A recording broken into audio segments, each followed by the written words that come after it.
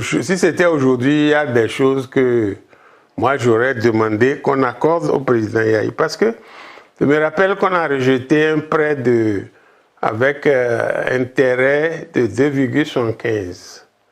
Bon, on voulait 0,5, on voulait 1. Mais aujourd'hui, on a des prêts d'intérêt 5%. Et ça passe parce que il n'y a plus de filtre.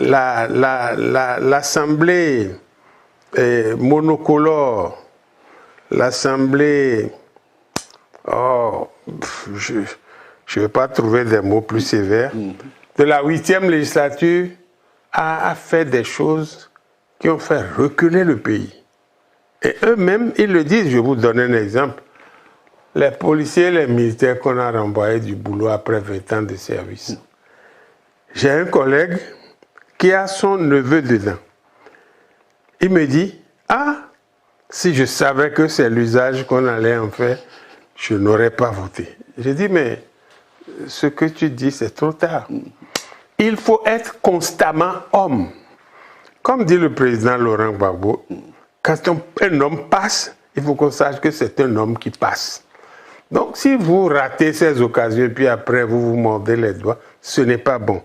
Je crois que la 8e législature a fait le lit au président Talon pour déboucher sur ce qu'on voit des Rwandais dans nos couloirs, des Béninois qui, ma foi, ont des emplois non sécurisés.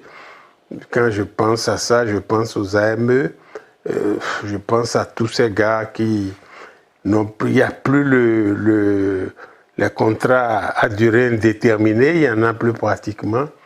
C'est eux qui ont fait le lit. Et ça va être difficile à corriger tant qu'ils auront la majorité parce que c'est des gens qui obéissent au claquement de doigts au chef de l'État. Et bon, voilà, on vit dans ça. Nous recherchons la majorité, nous voulons reprendre le pouvoir pour corriger plein de choses. Il y a plein de choses, il y a trop de choses.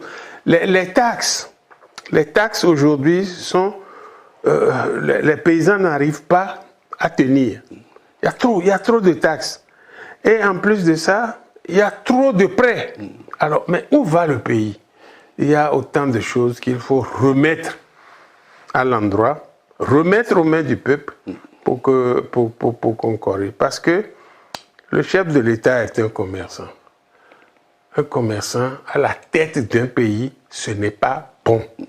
Ce n'est pas bon parce que lui, il sait se battre pour protéger ses intérêts. Et la collusion des intérêts personnels avec les intérêts de l'État, c'est pas bon pour l'État. À la tête du pays, il y a quelque chose de positif dans la pensée du président Talon qu'il faut que je souligne, même s'il ne le pratique pas, même s'il l'évite. Il faut un homme politique averti. Un homme politique averti, c'est celui qui s'entoure des cadres de tout horizon et qui est prêt à écouter. Quand on prend un docteur en économie qui n'est pas un homme politique, il commet des erreurs. Parce que il y a des choses qui se présentent à lui qu'il ne connaît pas.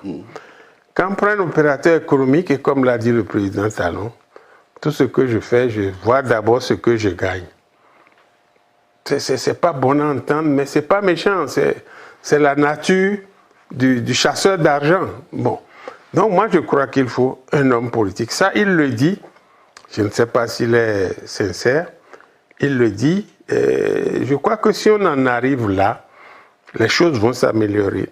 Bon, je vous l'ai dit tantôt, il y a des choses que nous avons combattues, que j'ai combattues sous le régime du président Yahi, et pour lesquelles j'aurais été plus tolérant aujourd'hui.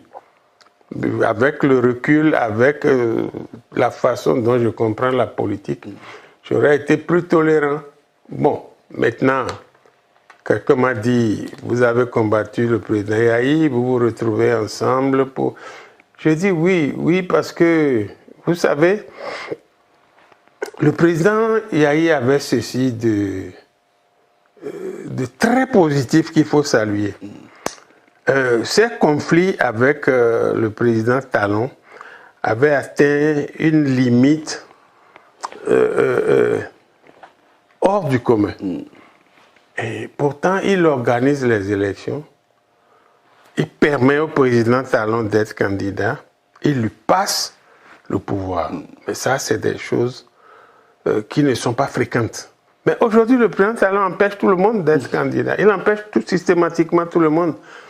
En fait, tout le monde le sait, les groupes de travail des Nations Unies, la justice interne, c'est que Aïvo et Mme Rekia sont en prison parce qu'ils ont voulu être candidats. Les petits propos, moi je suis le chef de l'État, j'ai la force publique. Quand je sens que quelqu'un veut déborder, bon, il y a 1000 façons de le ramener dans le cadre. Et puis, les gens comme Adjavon, comme Ikunche, mais Djanotin, c'est un homme d'une droiture exceptionnelle. Ça, le président annonçait que Djanotin est un homme d'une droiture exceptionnelle. Il a dit, bon, c'est adossé un peu à son père, il a fait l'enfant bébé au lait, mais il ne mérite pas ce qui lui arrive. Il ne mérite pas ce qui lui arrive. Parce que ceux qui sont à la tête de la mairie aujourd'hui, est-ce qu'ils font mieux? Non.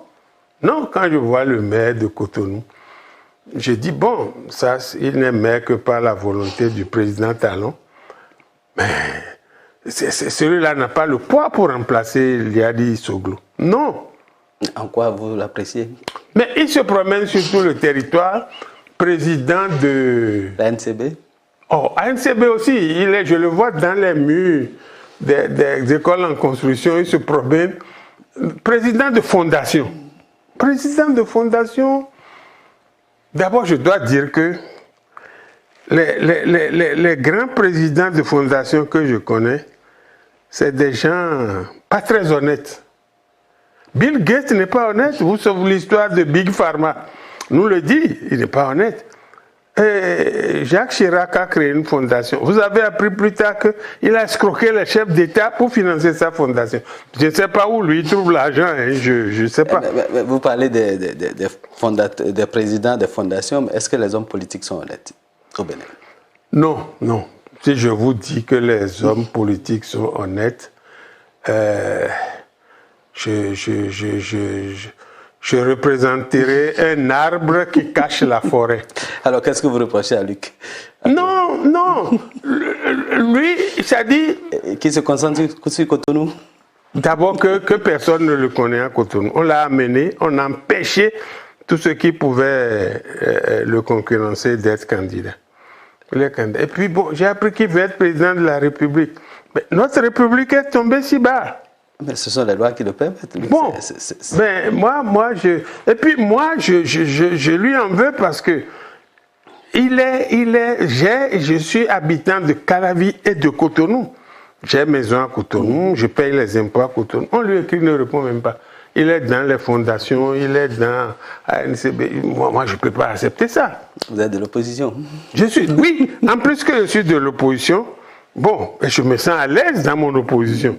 Je me sens très à l'aise et comme je l'ai dit à quelqu'un qui m'a demandé si Obé ne m'a pas donné de l'argent. J'ai dit non, si je voulais l'argent, je serais allé à la mouvance. J'ai vu des collègues s'attaquer à la gestion du président Talon dès le début, en 2016.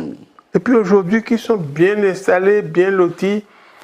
Bon, c'est leur choix, c'est leur choix. Mais moi, je pense que l'homme ne vit pas seulement que pour le pain.